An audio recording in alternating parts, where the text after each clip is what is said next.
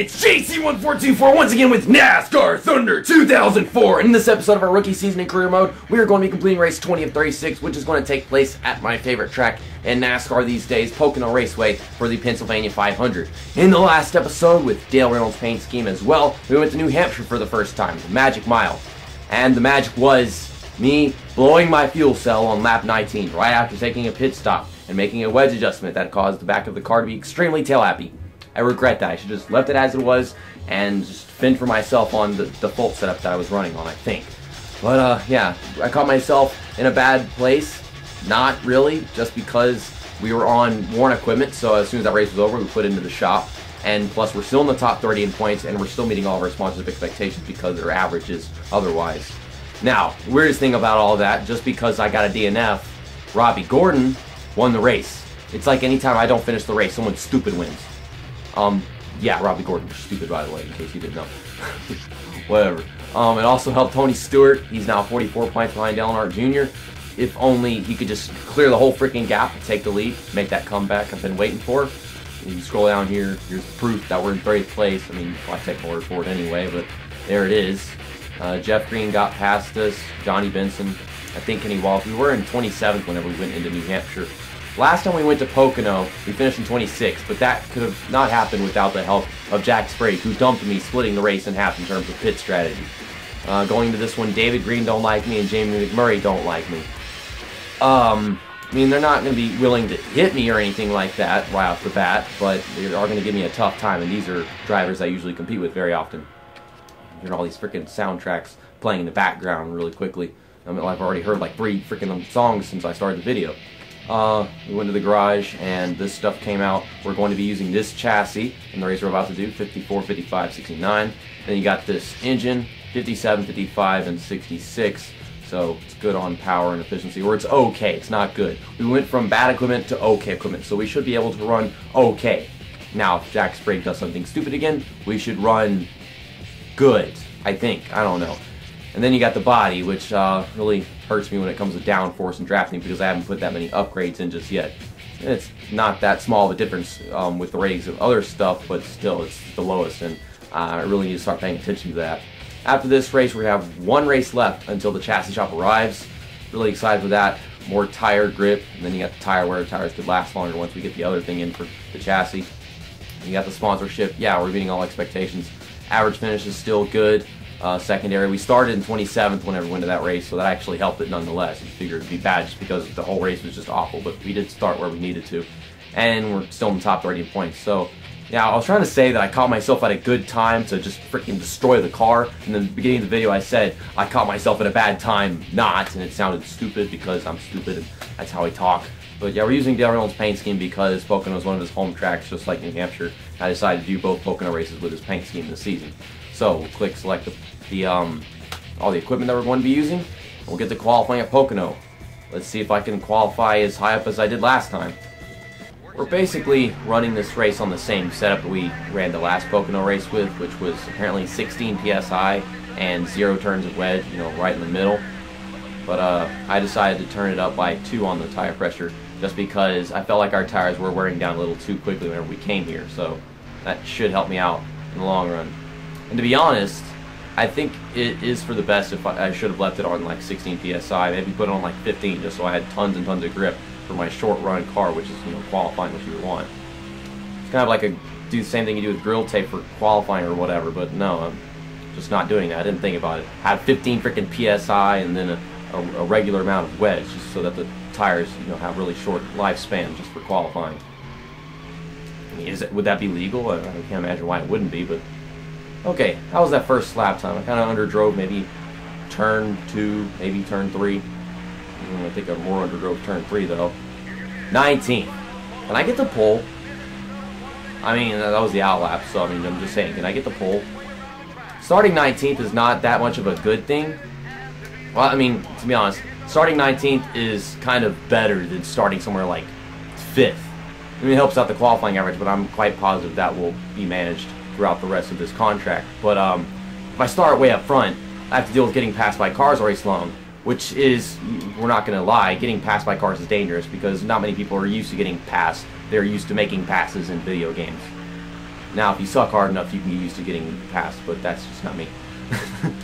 I'm trying not to sound egotistical right now. I'm just saying, getting past is not my strong suit in NASCAR games.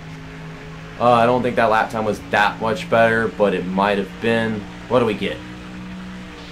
A little bit. I know we're starting the top half already. 11. So we gained 8 positions. We're still on the inside row in the second lap. But we're going to be losing a few positions throughout this race. Let's just see if we can finish in the top half of the field again, because I've been making a habit of doing that, excluding the bullshit that happened to me in New Hampshire. Also, I saw this a while ago before I went to qualifying. Tony Stewart is starting in front of Dale Earnhardt Jr. That is awesome. Jeff Gordon will start on the front row next to Ryan Newman. We're starting next to Jimmy Johnson. Got Kenny Wallace right in front of me, and Mark Martin. I see Jeremy Mayfield in his Mountain Dew paint scheme behind me. Oh my God, did everybody just shift into 4th gear and kill me? That I should have expected that. Right off the bat, lost 3 positions before we even get into turn 1. Kind of underdriving turn 1 right here, just so I can keep this inside line and not run anybody up the track. We are clear apparently. Try to get some draft off of Bobby Labonte. Right now the tires are fresh and we are capable of passing cars under the green flag. It's just, once the tires wear down, I mean, even with this tire pressure adjustment that's more suiting, I don't know if it's going to be that much. Not to mention we don't have that much straightaway speed, so you have to have a really strong amount of momentum from draft to actually pull past somebody. I'm strong in turns 2 and 3. Turn 1, not really, but you know, that's a good half of the track in terms of corners. Well, I say half, but really like 2/3. Whatever, I can't math, even though math was like my favorite class in school for no reason. I like doing math. Weird. Well, we're maintaining position. Like I said, if you watch how turn 1 turns out, it's just not the best for me. And I'm hitting Bobby Labonte trying to maintain position whenever I shouldn't be trying that hard. 13th. About to take it back from me. I'm trying to side draft him so he doesn't complete the pass, but this is what we're going to get. He's trying to get past Ricky Craven. Oh, goodness. Knew he was going to brake check me because they have an earlier braking point than me. He wasn't trying to do that. That's just how they programmed it. Oh, my God. Bobby Labonte put Ricky Craven in the wall, I think. I heard something. The opportunity to pass Robbie Gordon right here. I'm going to go ahead and take it because he goes a little bit wide in comparison to me. It's more of a dive bomb from my perspective. We are back in 11th place. Damn it, Robbie Gordon. That is a ridiculous run that I have no respect for. You just won the New Hampshire race. I didn't give you permission to do that, but you did, so now I'm salty. If I can just get past Robbie Gordon, we could make a block down the back straightaway and try to pull away through the corners. At least we're sticking position for a while. And Sterling Marlin's going to pass us at this rate just because I have no grip. I'm going to have to block that outside line so that I don't have it 3 wide. Okay, I need to let off the gas, let Bobby Labonte by. Kurt Busch is going to dive bomb turn 2. It's just the lack of straightaway speed makes it impossible for me to just hold these guys back. I can't hold back 3 cars all at once. We're going to make it 3 wide going into turn 3. I just called turn 2, turn 3, and now I'm not realizing that. So, whoops. Yeah, it's like there's turn 1, turn 3, and then turn 4. There's no turn 2. Over the years, I've had just random numbers be the numbers for these turns. So, yeah, we just came off of turn 69, and we got turn 666 up ahead. Sponsored by Monster Energy. I don't know. I can't number my fucking corner. This damn track, it's so special. Even I can't even say the damn numbers right. I'm trying to run these corners the same speed these guys are, but my car can't do that. So they're probably like, why don't you give me any room? Why don't you just go down the racetrack? They don't realize my car can't do that. Okay, in 16th. Let's... Oh, God. Jeff Burton was on my outside. Wasn't sure of that until the last second. I was trying to pull up on the outside, get a dive in the corner, and I bumped into him.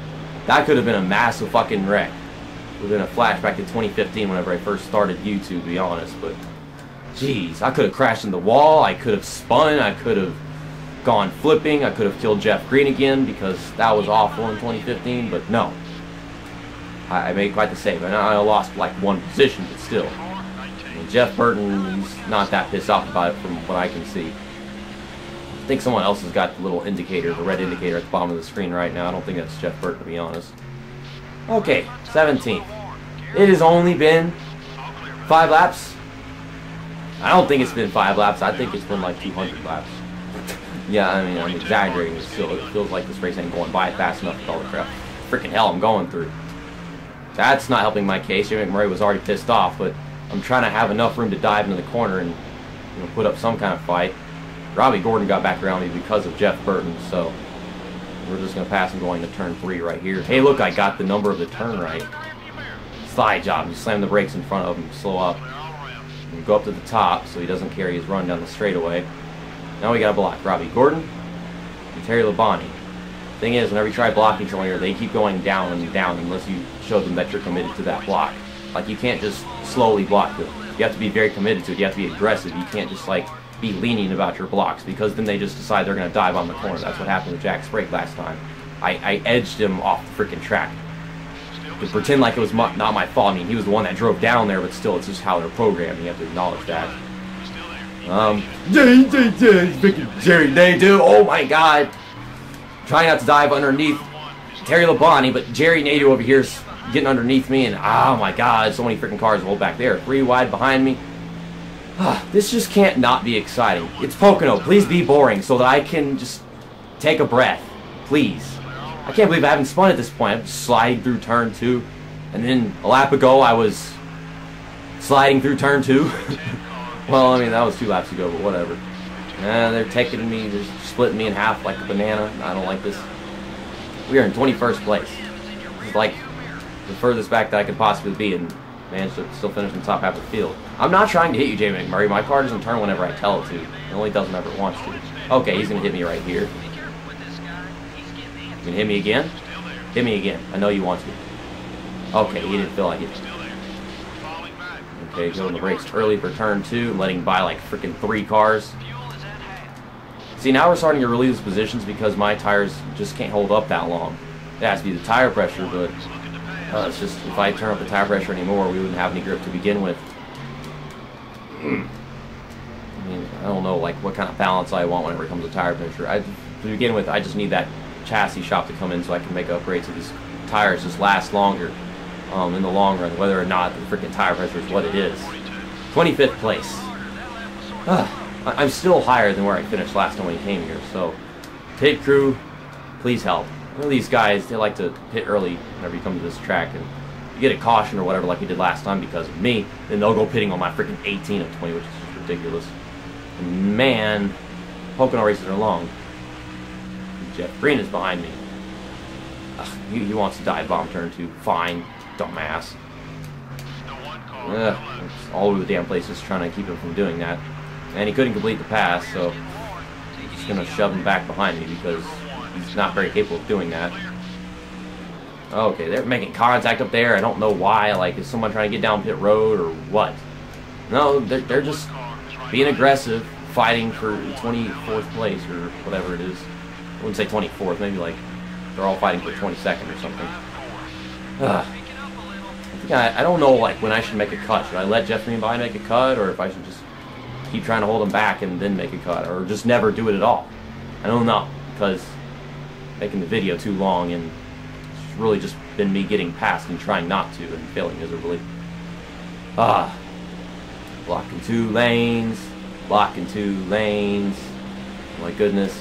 So by jerking back and forth, that loses me time in the long shot, but still I'm holding these guys behind me, so position-wise it's good for me.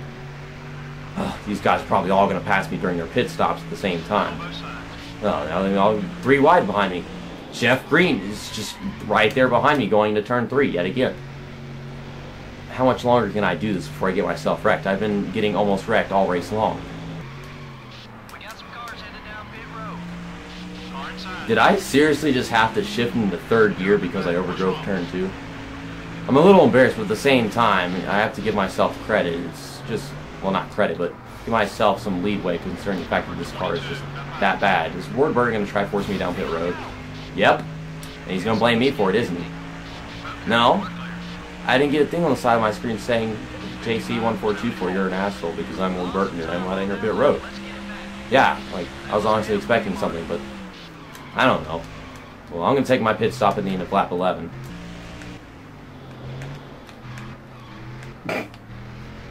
Fucking Jeff Green, oh my goodness.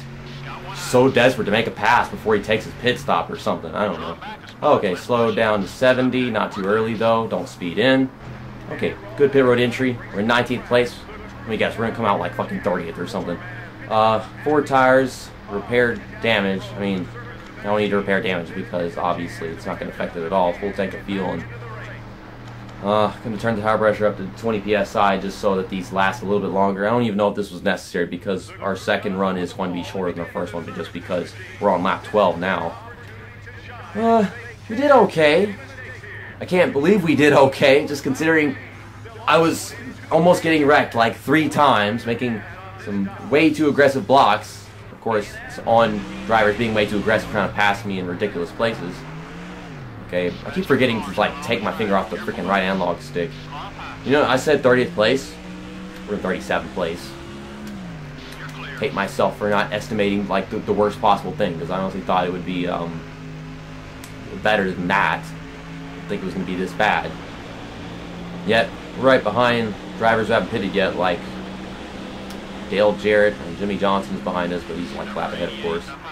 And we could break a lot later than everybody else going into corners like this just because of how worn their tires are. Dale Jarrett can't compete with us because even his straightaway speed is not, you know, just up to date with mine on the freaking tires and whatever. It's just what it is. Closing in on Mark Martin. You can probably hear my controller vibrating as it just massaged the hell out of the curb. Okay.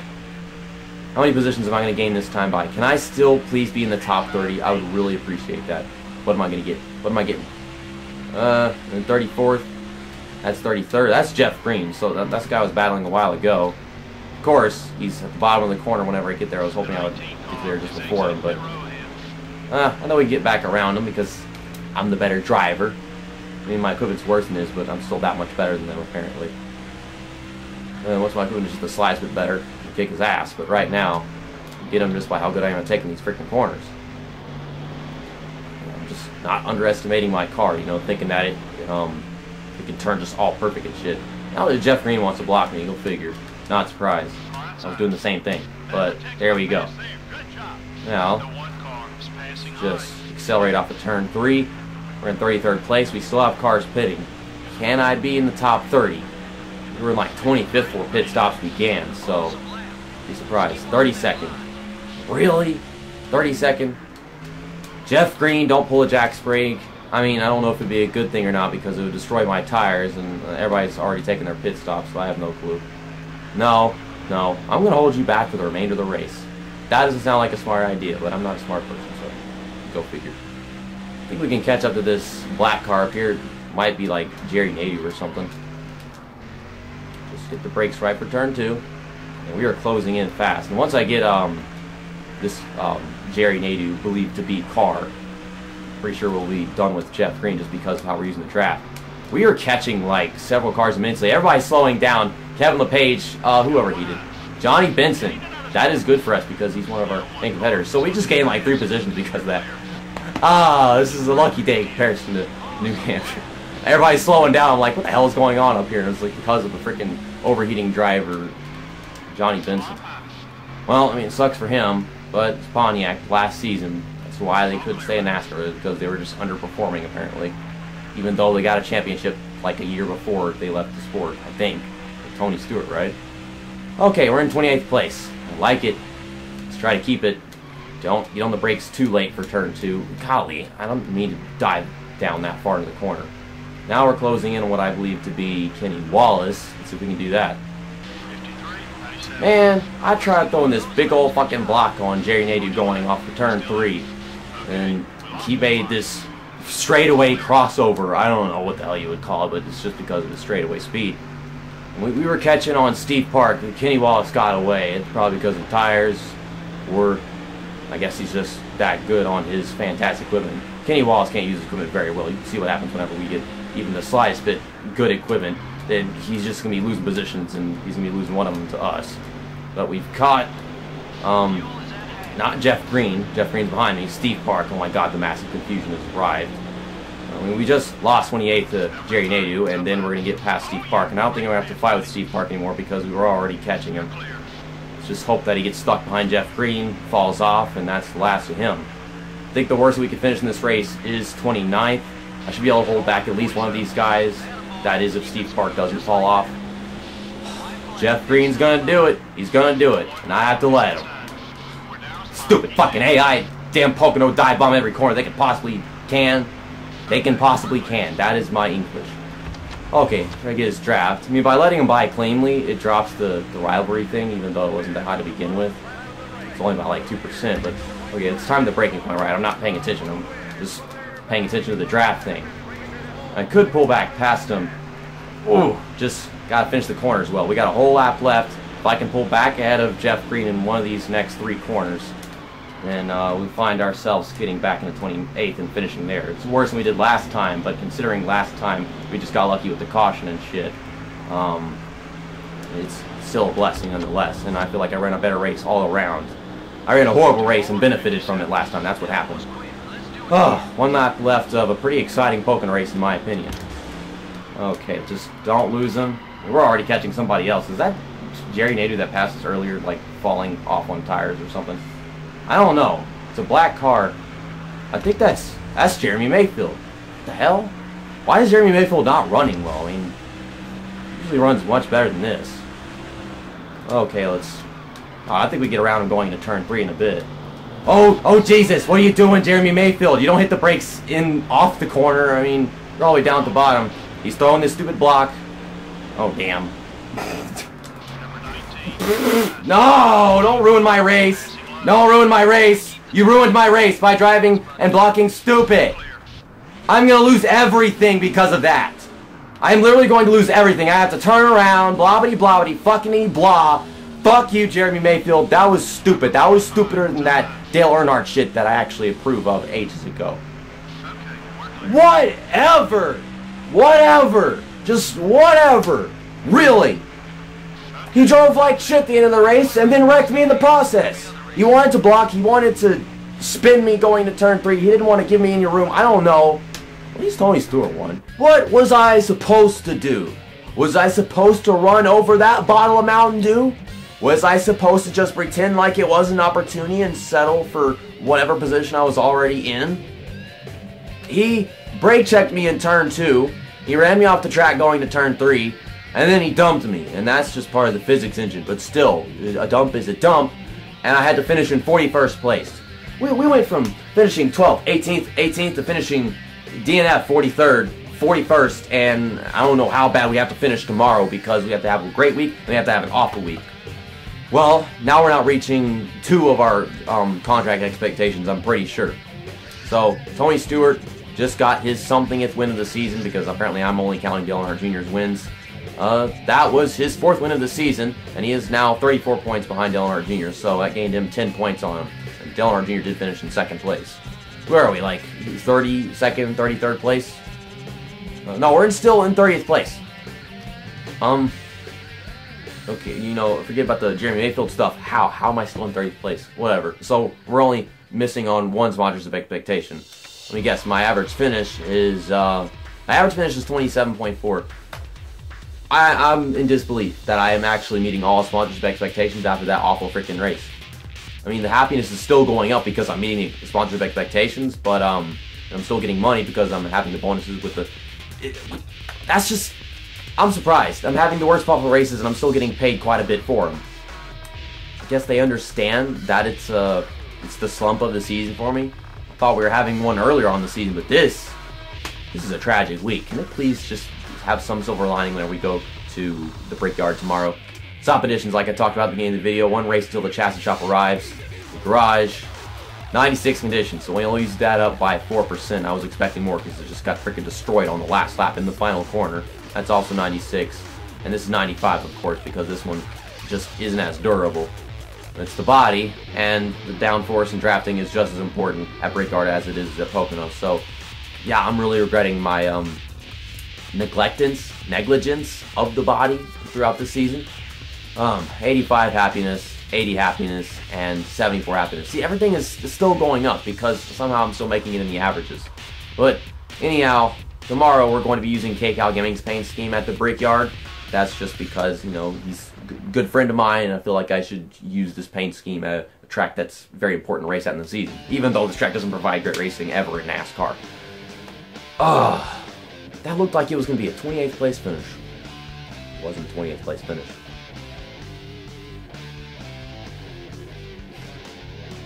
If I could dump Jeremy Mayfield in the race tomorrow, I would, but quite frankly, this physics engine really makes that almost impossible, as freaking NASCAR 82 is to dump somebody. But see you next time, that's that, and episode over.